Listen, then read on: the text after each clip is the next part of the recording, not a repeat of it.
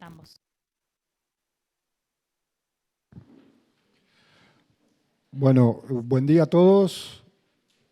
Apenas me pongan la charla, ya arrancamos. Ahí está. Me pidieron que hablara de la matriz. Yo ya tendría que estar retirado de estos temas, ya hace tantos años. Veo acá gente que del año 91, 92 hacíamos recorridas mirando, ¿no, Alejandro? Hacíamos recorridas mirando instalaciones para efluentes. Así que hay muchos años, por suerte hoy ya hay un equipo más formado.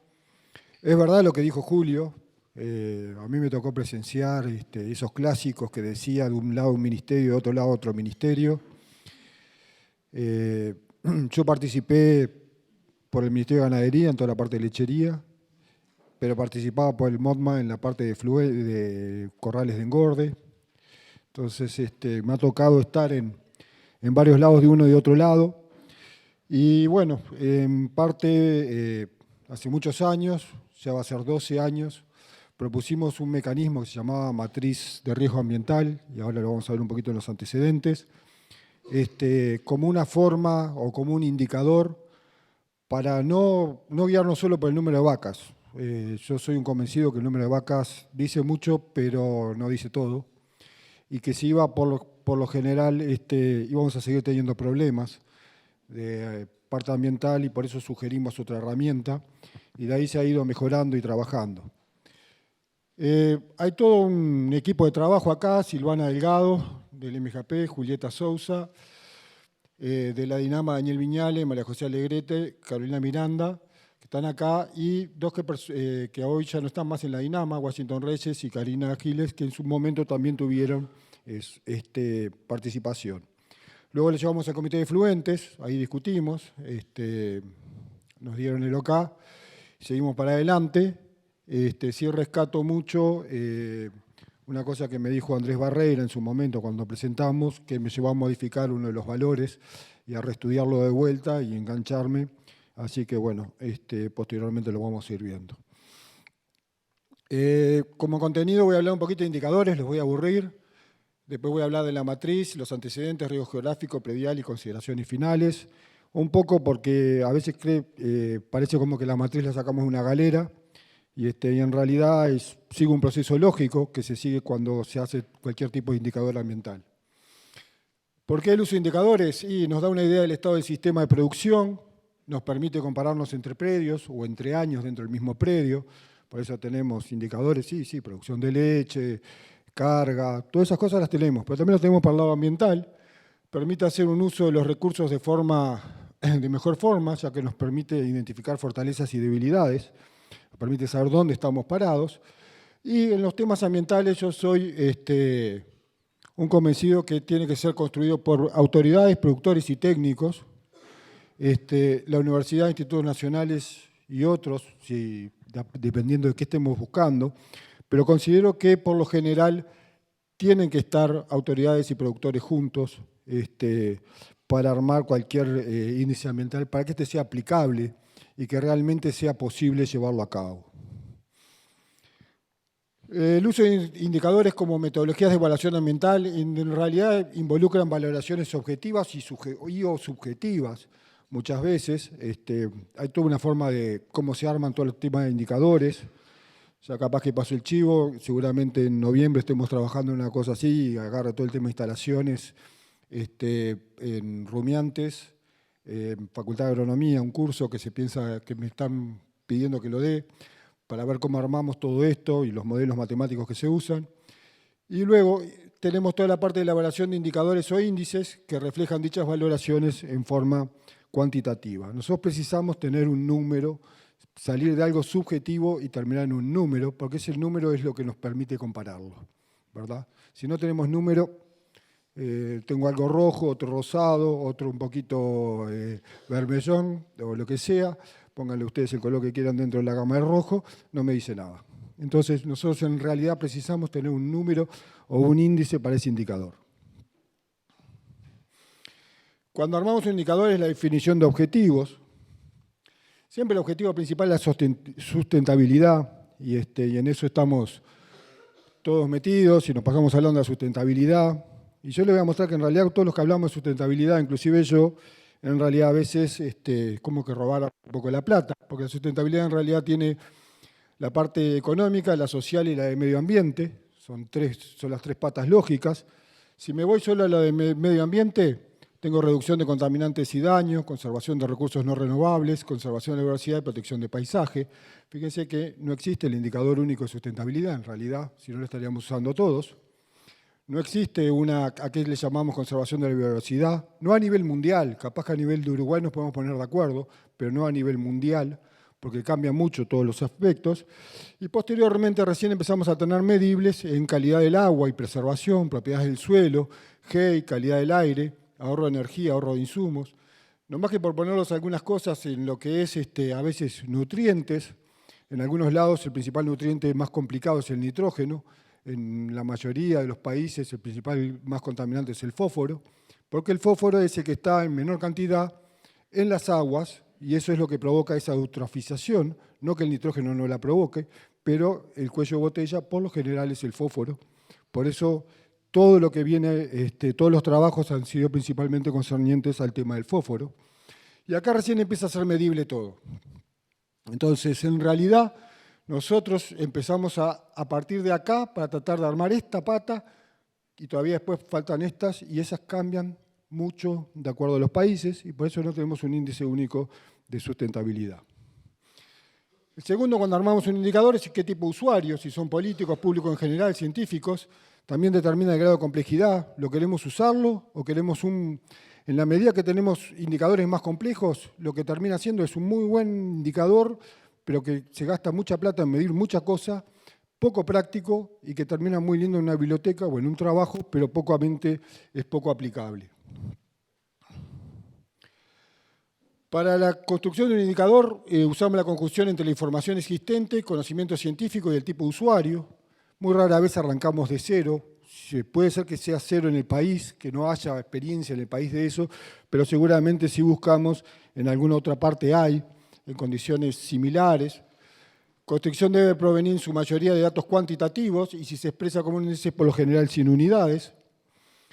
El siguiente es determinar normas de valores o guías. Van a ver cuándo empezamos a llamar alto, cuándo empezamos a llamar bajo o medio. Entonces necesitamos tener una norma de valores o guías, que eso es lo que nos hace comparable y decir, bueno, estamos arrimándonos a algo problemático o no. Y eso es lo que lleva a armar un indicador, poder armar un indicador que realmente sirva. Después hay que determinar el peso relativo de cada variable, cómo afecta cada variable integra el indicador Fíjense que vamos a estar hablando de fertilizante fosfatado, uso de fluentes o la rotación. La rotación también influye mucho en lo que es el suelo. Entonces nosotros tenemos varias cosas acá y dentro de la rotación puedo estar hablando del tipo, puedo todavía abrirlo más, y puedo hablar del tipo de laboreo o no laboreo, siembra directa que hago, y me dan dos tipos diferentes de posibles contaminaciones, una más por arrastre si tengo laboreo, y otra más por escurrimiento superficial si tengo siembra directa. Todo esto se realiza un test de probabilidad, se define una zona de probabilidad entre el indicador y las variables ambientales, y posteriormente viene una validación que existen 3 de diseño por los resultados o por el propio usuario que demuestra los diferentes escalones. Así que, por lo general, lleva todas estas etapas. Bueno, dicho esto, y habiéndolos aburrido un poquito, como es el tema de los indicadores, nosotros pasamos por todas estas etapas, en realidad. El primer grupo que estuvo trabajando en la primera matriz, en realidad no sabían que venían pasando por esto, porque si no estaba seguro que habían 2 o 3 que se me refugaban en serio. Pero fuimos cumpliendo con esos pasos que ahora suenan lógicos, pero si uno se siente y les dice al principio vamos a hacer esto, esto y esto, seguramente a la otra reunión no hay nadie. Por lo general es una construcción que puede tener problemas, porque como todo hay cosas buenas y cosas malas. Uno es, en la medida que yo trato de simplificar para que sea mejor usable, empiezo a perder información. El siguiente es que se justifique su valor científico.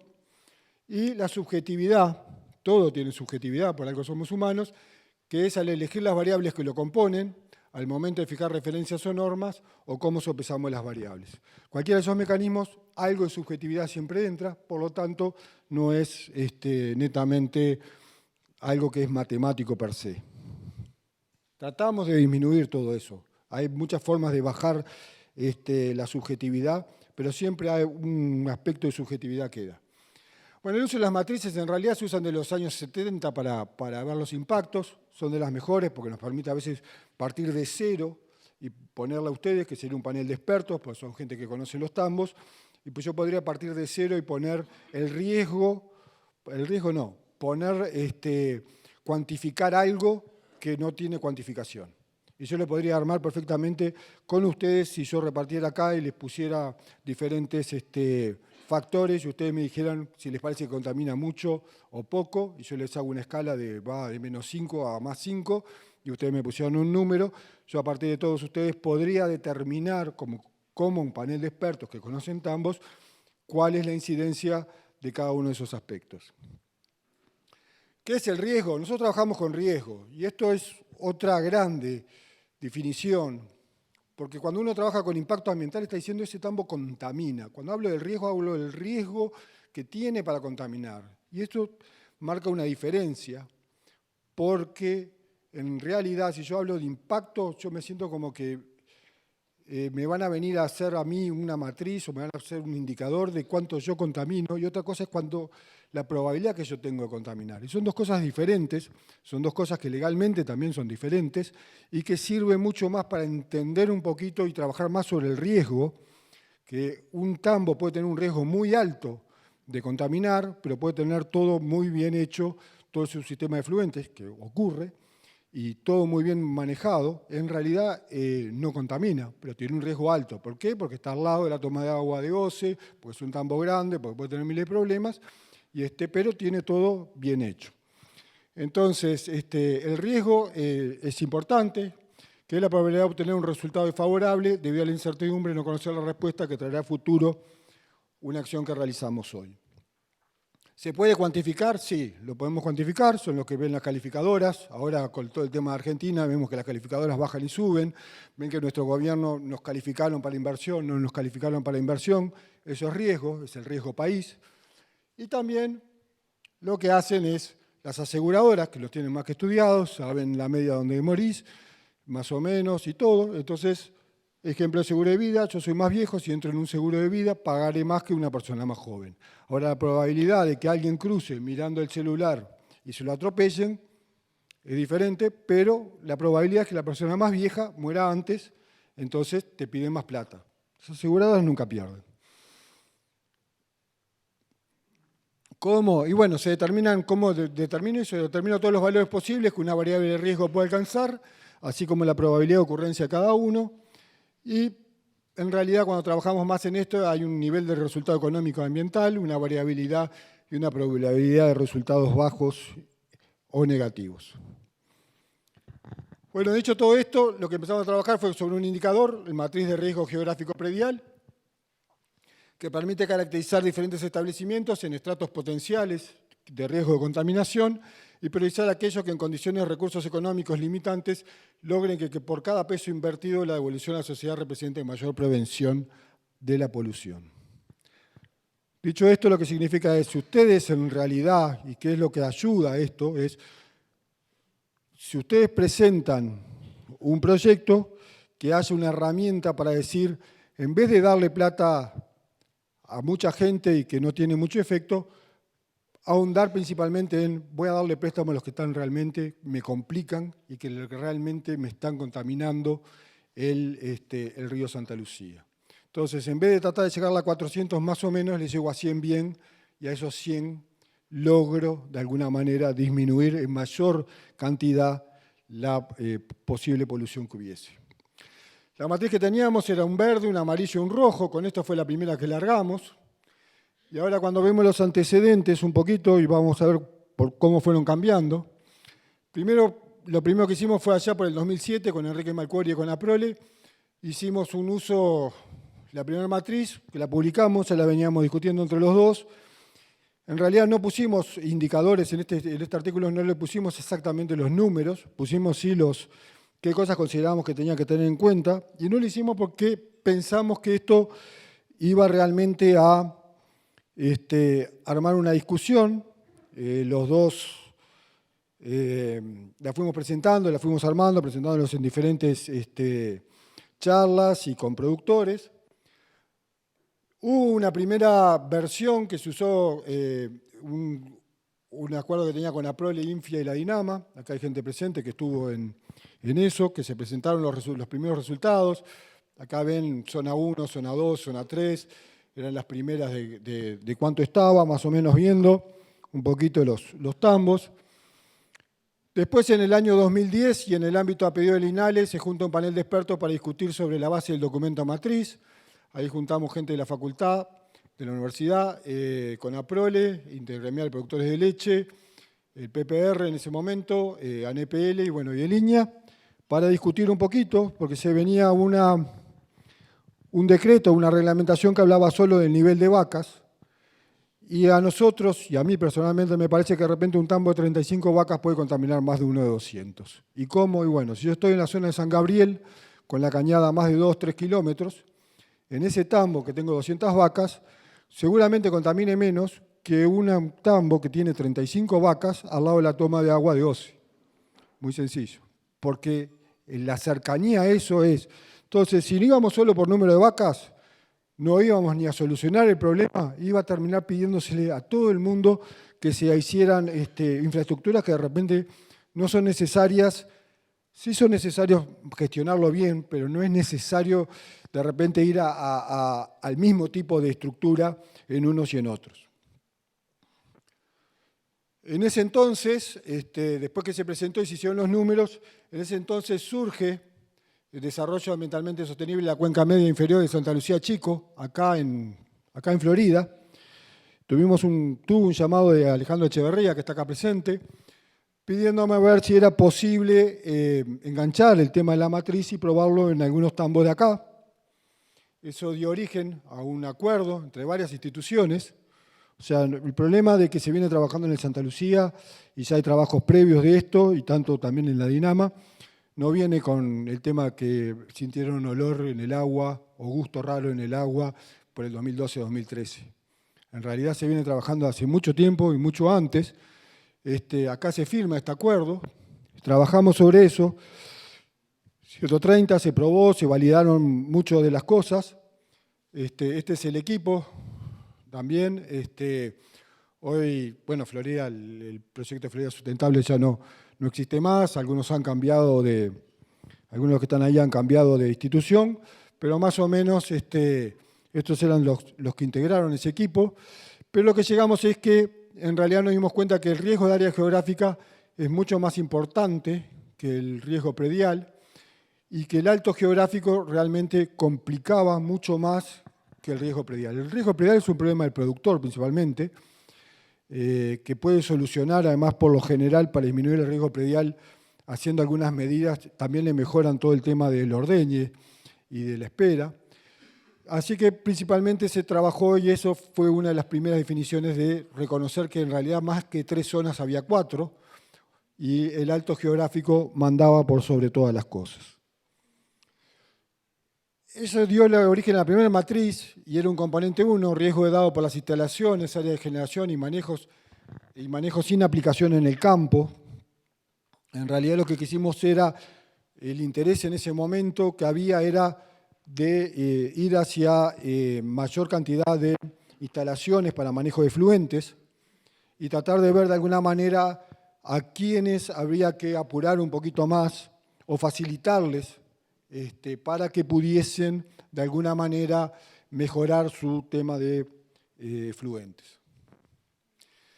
El riesgo de área geográfica, quiero decir antes que nada que algunos de los organizadores me criticaron porque decían que tenía muchas cosas en la diapositiva, así que les pido disculpas. Pero bueno, algunas las abrí, pero en realidad vamos rápido porque yo en realidad no las leo y ustedes la van a tener a mano, así que no hay problema para después. Pero en realidad está dado por la ubicación geográfica de la sala de ordeñe, las pendientes, tipo de suelo y cercanía de fuentes de agua para consumo humano o animal y qué tanto estamos de arroyos, ríos y napas. En realidad es porque tengo el tambo ahí, es un riesgo geográfico que yo tengo. El riesgo geográfico puede ser que estoy al lado de alguna toma de agua, o cerca de la toma de agua 25 de mayo, cerca de alguno de los lados, y ahí puedo tener ciertos recaudos que tengo que tomar, y está dado principalmente por cómo estoy ubicado con mi tambo geográficamente. Bueno, esto es relativamente nuevo. Siempre hablábamos de establecimiento, ahora los ministerios que precisaban una mejor definición lo llaman como área de generación y gestión de efluentes y estiércol, y lo van a ver como esto después en las próximas diapositivas. Comprende todos los puntos de generación de efluente líquido y sólido, salas de ordeñe, área, establecimiento, disposición final de efluentes y sólidos. Así que lo han definido de esa manera. Yo seguía trabajando con el tema de establecimiento, potrero, pero bueno, hay que ponerse porque ellos precisan mejores definiciones. El riesgo de área geográfica alta es sobre zona de recarga de acuíferos. Estamos hablando de instalaciones, entonces si yo estoy en una zona que sé que es recarga de acuífero y ahí ubico un patio de alimentación sobre tierra, donde me va a estar percolando hacia abajo, todo eso en realidad estoy en una zona de riesgo geográfica alta. Significa que necesariamente que esté contaminando, porque de repente en esa parte no está justo abajo el acuífero, pero si estoy en una zona posible de recarga identificada de acuífero, sí voy a estarlo contaminando. Siguiente es suelos de textura franco-arenosa o arenosa en todo su perfil, de acuerdo al triángulo de textura. ¿Se acuerdan de las clases de suelos? Aquellos que hicieron agronomía. Eso nos va a perseguir por todo el resto de nuestra vida. Y después tenemos distancias menores a 5 kilómetros aguas arriba, si está ubicado aguas arriba del tambo, de la toma de agua en las ciudades, distancias menores a 1 kilómetro aguas abajo. Antiguamente solo tomábamos aguas arriba, después de discusión con ingenieros que trabajan en toda la parte de ríos y arroyos, muchas veces hay la posibilidad que el agua vuelva para atrás en época de seca, en algunos tramos, y que eso podía complicar. Entonces lo elaboramos para la guía de Engorda Corral y lo volvimos a tomar para el tema de acá de matriz de riesgo. Distancia mínima a nivel de freática, menor a 1,5, suelos con permeabilidad moderadamente baja, medianamente alta, y menor a 3 metros de suelo de textura franco-arenosa. Fíjense que en la medida que tengo textura franco-arenosa o arenosa, preciso más metros. Esto está dado por un reglamento de la Comisión de Suelos y Aguas, que ya venía. Nosotros lo que hicimos fue tomarlo. Y luego la ubicación del sistema de efluentes a menos de 300 metros de una fuente de agua superficial en pendientes menores al 3 y de 500 metros en mayores al 3. En la medida que tengo más pendiente, el agua infiltra menos, tiende a correr más en superficie y eso tiende a transportar cualquier cosa mucho más rápido hacia un arroyo. Por eso preciso mayores distancias para hacerlo. Lo otro es la distancia del perímetro de donde se generan los efluentes a un embalse con agua con destino consumo humano. Esto es relativamente nuevo, menor a 300 metros, pero esto viene y acá nos implica toda la parte de Paso Severino, principalmente. Y dentro o en un área o muy cerca de un área natural protegida incorporadas al SNAP. Ustedes saben que hay varios tambos que están dentro del área protegida, principalmente en la zona de Montevideo-San José. Ahí hay zonas protegidas y que tenemos que ser muy cuidadosos con todo eso. Así que, de vuelta, recuerden que estamos hablando del tema riesgo. Y después, que es nuevo para vacas mayores de 300 en vaca de ordeñe, que estén a una distancia menor a 2 kilómetros de padrones urbanos y suburbanos. Y eso principalmente es de todo lo que más afecta a eso, si tengo una buena gestión de efluentes, ese tema lo que más afecta es el tema olor. Todos sabemos los problemas que tenemos de abigeato, tener cerca de un pueblo vacas lecheras es por lo general, no podemos tener ovejas lamentablemente y vacunos muchas veces tampoco, y mismo con vacas a veces tenemos problemas. Entonces, en realidad seguimos hablando de riesgo Y luego instalaciones de ordeña y alimentación ubicados en terrenos inundables. Se inundó al menos una vez en los últimos 5 años. También cómo tomarlo. Después los que siguen, y yo voy a ir medio rápido, empiezan a subir. Acá era menor a 1,5, acá se va 1,5 a 3, 3 a 6. De vuelta de, acá era, recuerdan, eran 300, 300 a 500, 500 a 700, 5 a 10. Ya nos vamos, antes era menor a 5, ahora de 5 a 10. O sea, lo que estamos haciendo es aumentando las categorías. No me voy a detener porque esto en realidad ustedes mirándolo lo van a ver. Mucho de esto, si no me equivoco, ustedes ponen su ubicación geográfica y ya les da todos estos valores. Eso es lo bueno. El Ministerio de Ganadería trabajó mucho en esto, y junto con la Dinama, trabajó mucho en esto y ustedes ponen las coordenadas de dónde está el tambo y ya les da qué riesgo geográfico tiene. Entonces, muchas de estas cosas ya van rápido, pero es bueno que sepan de dónde se originan. Acá también se sigue siendo elevándose. Fíjense que las inundaciones son de 5 a 10, antes era menor de 5, acá era menor de 2, de 2 a 5, o sea que eso es lo que va pasando. Y después va a una distancia mínima a nivel de freática para la baja, acá ya supera 3, era de 1,5 a 3, y así sucesivamente lo que vamos haciendo es distancia mayor a 10 kilómetros de toma de agua.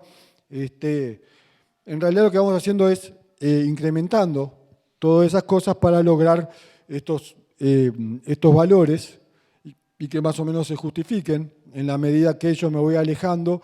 Si hubiera algún problema de que algo de fluente entrara al agua, tiene más kilómetros y mayor cantidad de agua para poder ser diluido. Entonces, se basa un poco sobre las diluciones y las cantidades de agua y caudales que tienen los ríos y arroyos de donde hay tomas de agua posibles, que eso en realidad uno puede perfectamente mirar cómo está categorizado cada uno de esos ríos y arroyos. Bueno, lo mismo acá con las áreas bajas, no voy a entrar más, pero es más o menos cómo está formado. Y ahora vamos a ir un poquito al modelo de matriz de riesgo, el riesgo predial. Y este es el que hace el manejo de las instalaciones, la logística que hace el productor. Horas de ordeñe, suplementación en patio de alimentación, instalaciones de ordeñe, caminería, uso de agua y limpieza, etc. Ustedes saben que en realidad la cantidad de fluente que se produce lo puedo sacar en 3 factores. El número de vacas, las horas que están y la cantidad de agua que utilizo. Y yo con eso determino bastante bien la cantidad de fluente que puedo tener en ese tambo. En realidad esto agarro un poquito más y ahora vamos a ver un poco qué es lo que hay. Trabajamos y lo que hicimos fue alto, si era mayor de 20, medio de 20 y entre 20 y mayor a 10, y bajo menor a 10. Y acá pusimos las vacas en ordeñe, mayor a 500, de 400 a 499, 300 a 399. Me dirán que es injusto, que tengo 499 vacas, tengo 12, pero si tengo 500 tengo 20. En realidad en algún momento hay que hacer un corte. Eso es lo que hablábamos, que todas estas cosas, estas guías tienen que llevar un corte, así que ese es el corte. Por lo general en tambos mayores a 500, y si nosotros vemos cuánto tienen que caminar las vacas, en la medida que vamos a tambos más grandes, prácticamente las eficiencias se empiezan a perder bastante por arriba de las 550, 570 vacas. Para caminar o algo, a veces es mejor colocar una segunda unidad. Entonces, en realidad parte que 500 vacas es muy importante. Si yo a eso le sumo cuánto me produce total de excretas, y hoy lo decía Julio, en realidad la cantidad de excretas, hay muchas formas de calcularlo, tenemos que calcular cuánto come la vaca, materia seca, es imposible, en tema de pasturas es imposible determinar exactamente cuánto come la vaca, qué digestibilidad tiene, todos los factores. Entonces en realidad hay una que vamos por kilo de leche, recuerden que si quieren no es 1 la densidad, pero la densidad es bastante próxima a 1. Kilos de leche para determinarlo. Esto me da que una producción de 15 kilos, total de excretas de la vaca 55,4, 25,62, 35,68. Eso nos da una idea que la vaca excreta durante todo el día, por lo general en 12 veces. Esto es lo que nos da la cantidad de excretas que puede llegar a producir la vaca. Entonces es más fácil asociarlo, en nuestro caso, a la producción de leche que asociarlo a cuánto está comiendo o no cuánto está comiendo, porque es muy difícil en la práctica hacer eso.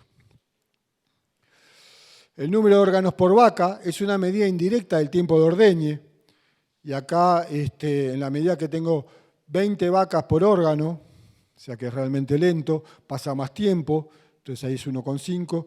El que maneja todo en realidad es la cantidad de vacas, porque es el factor más importante, pero todo esto también, porque en realidad en la medida que las vacas están mucho tiempo en el tambo, dijimos que son 3 las condiciones, la cantidad de vacas, el tiempo que están y el agua que uso para marcar los efluentes, tengo armado acá, y acá tengo el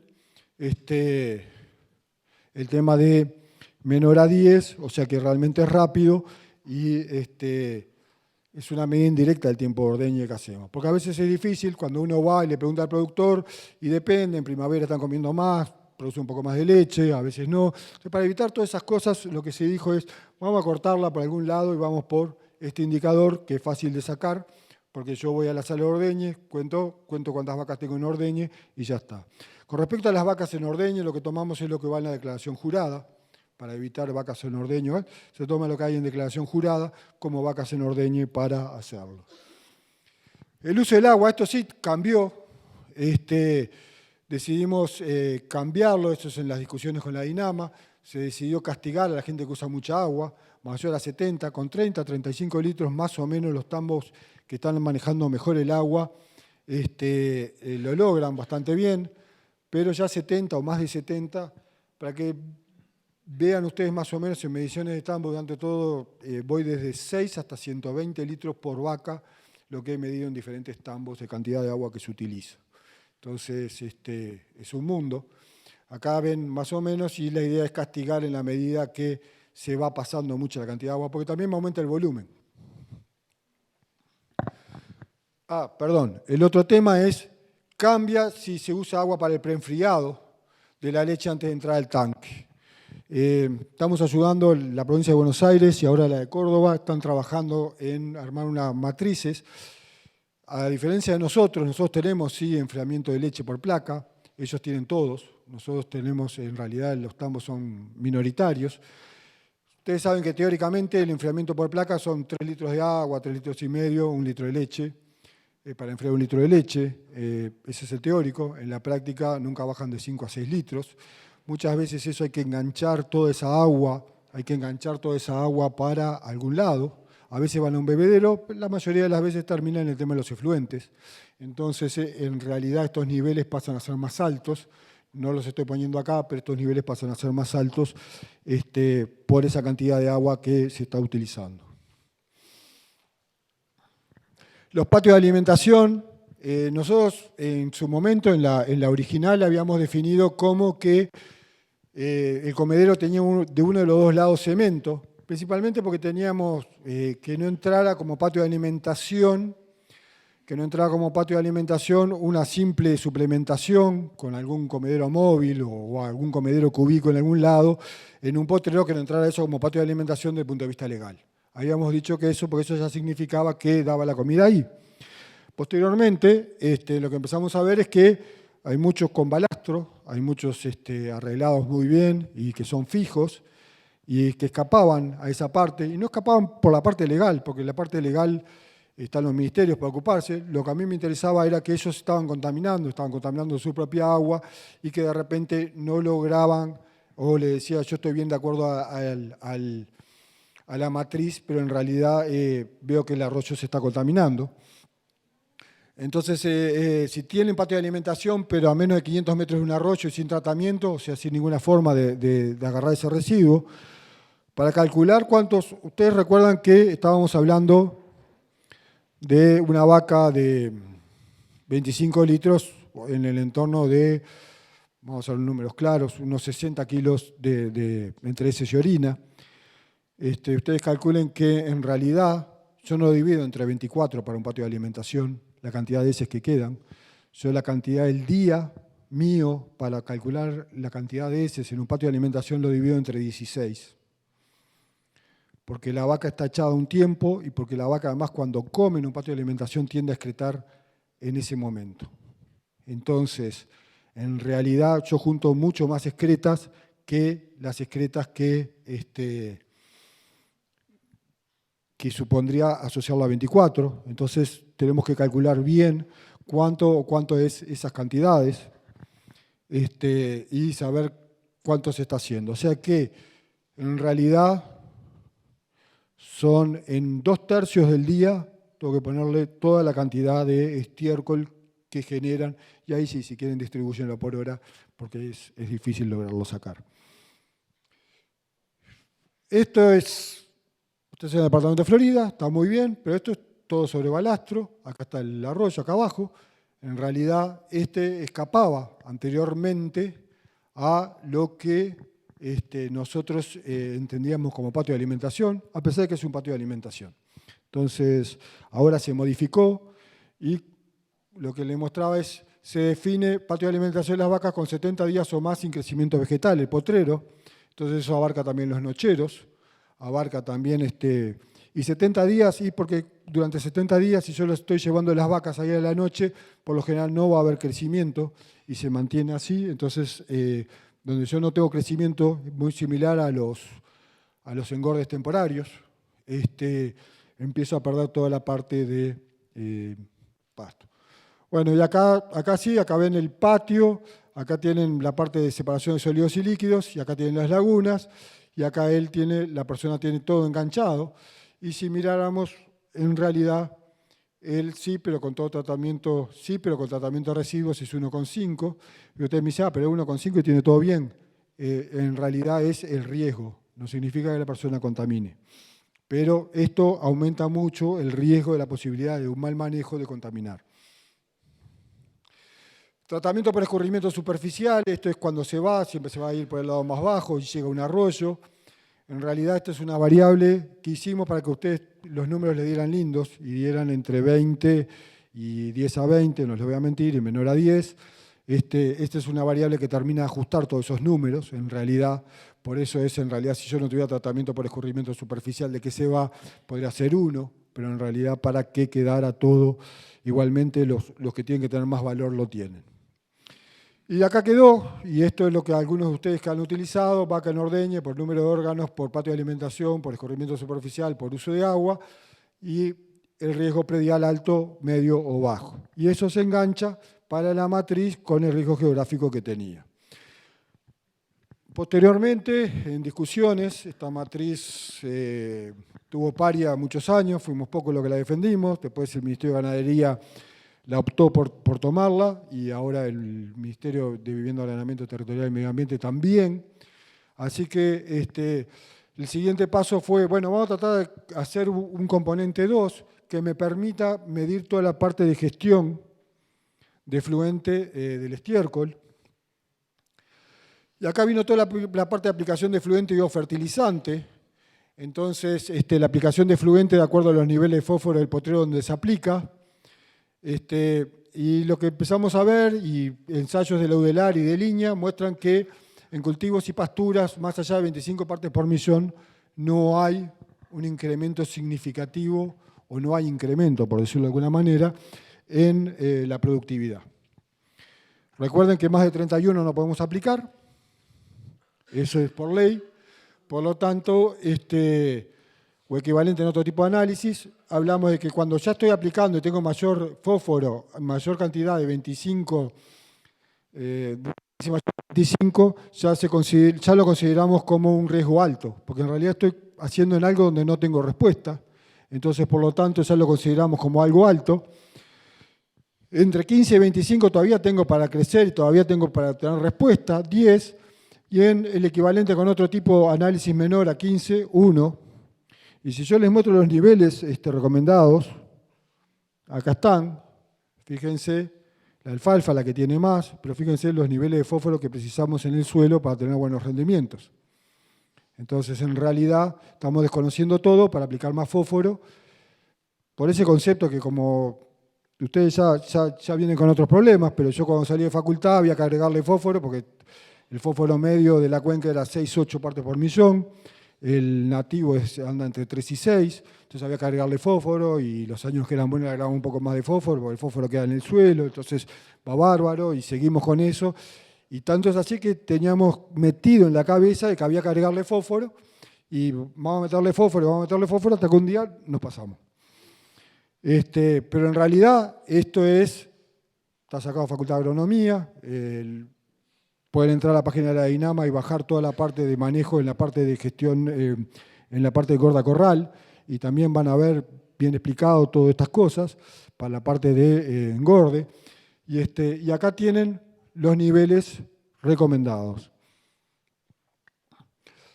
El otro tema importante es la incorporación en el suelo no, porque disminuye el escurrimiento superficial con incorporación 1, siendo incorporación 1,3. Y ustedes me dicen, bueno, lo incorporo, pero en realidad lo estoy apenas arañando el piso y entra entre los primeros 2 centímetros. La verdad que no quisimos entrar en esa discusión de cuán profundo iba, cuánto no. Dijimos con incorporación o si lo estoy aplicando al voleo de alguna manera.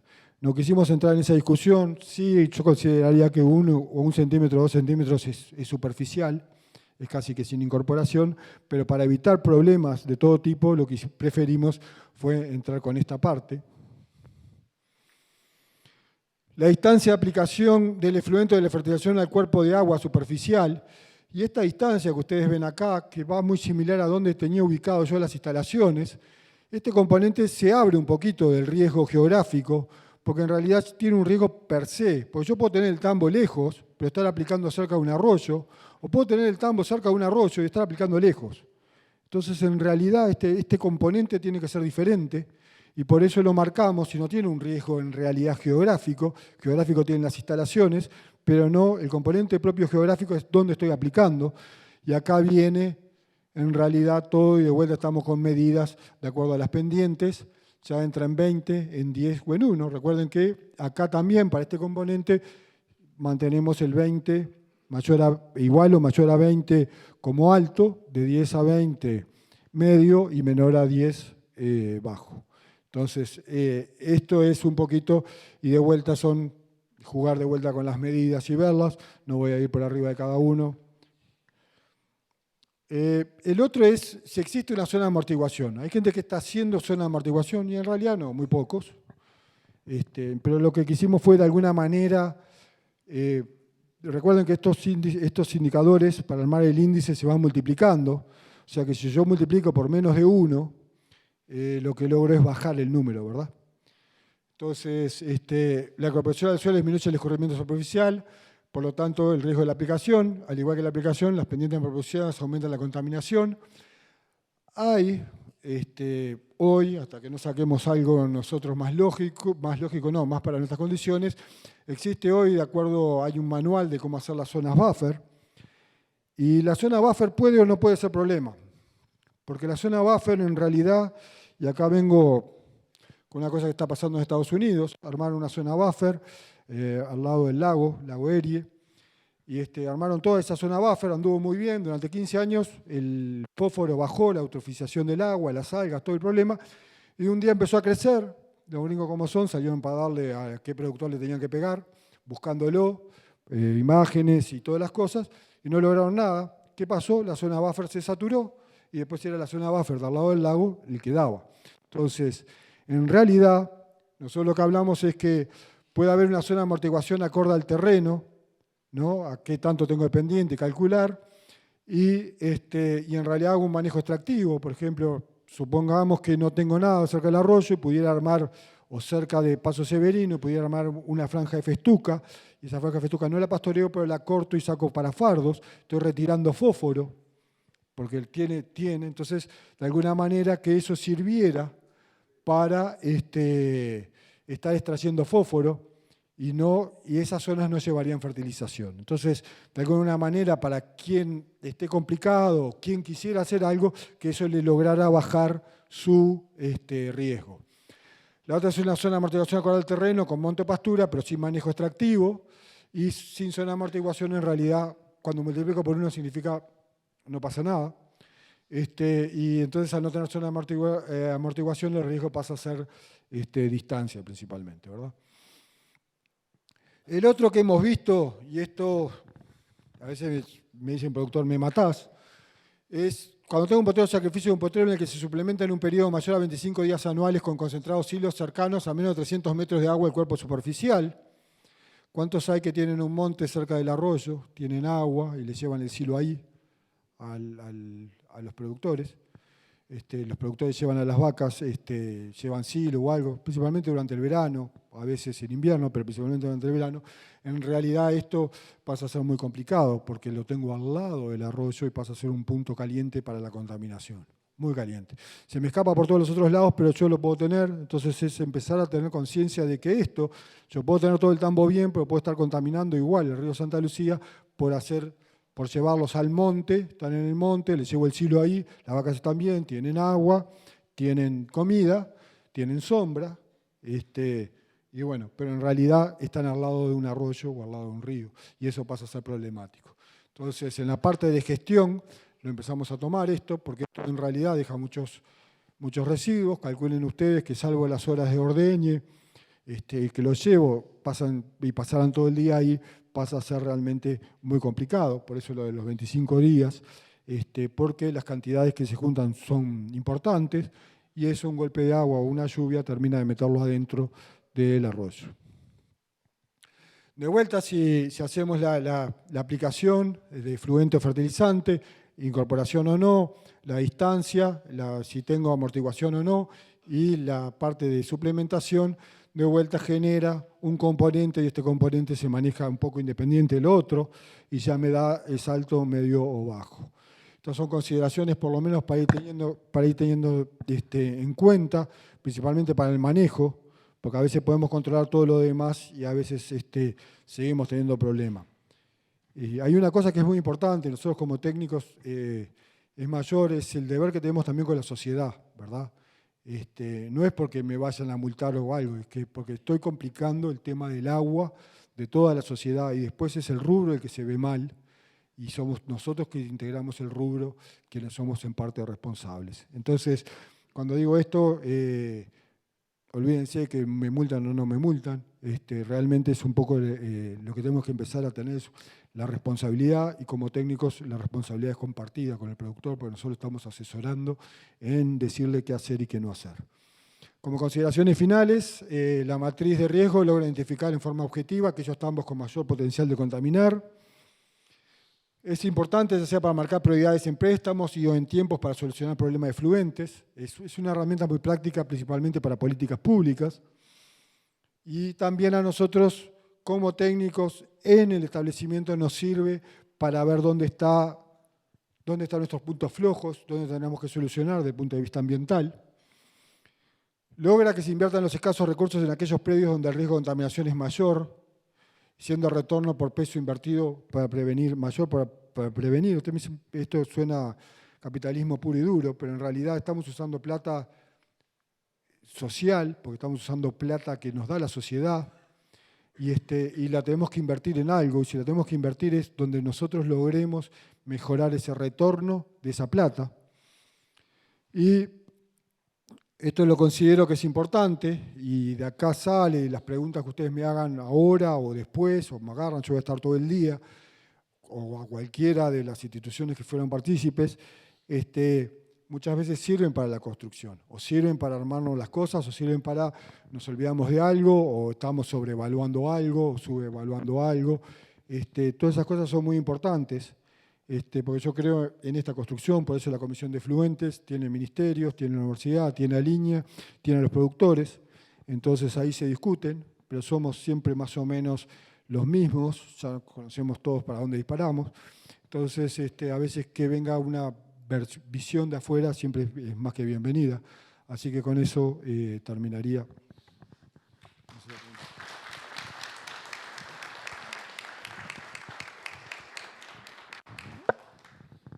Muchas gracias, Alejandro.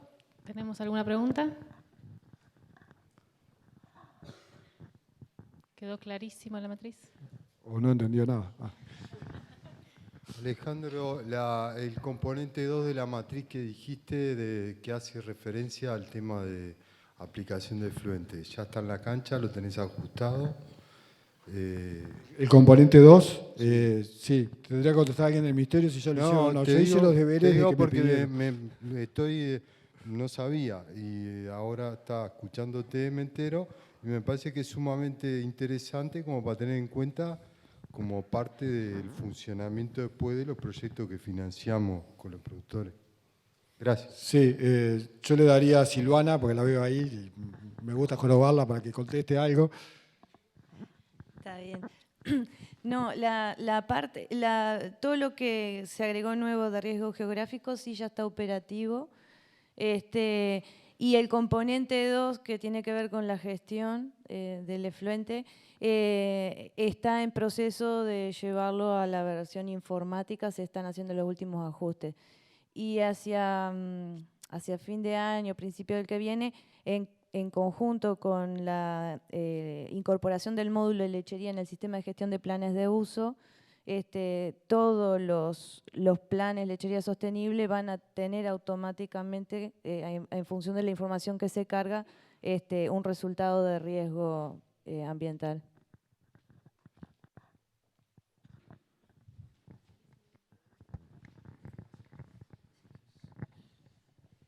Gracias, Alejandro, por la presentación, bien interesante, como siempre.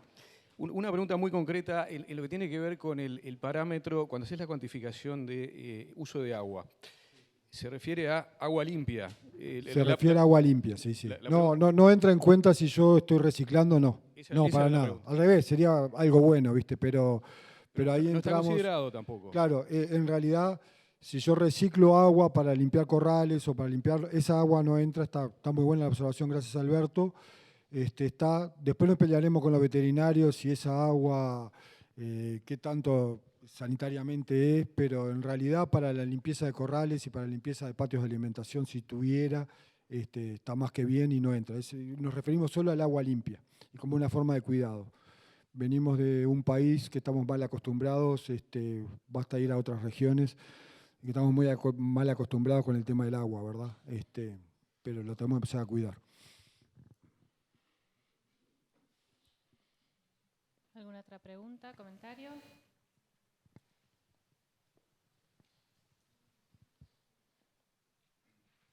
Bueno, entonces muchas gracias Alejandro y los invitamos al almuerzo.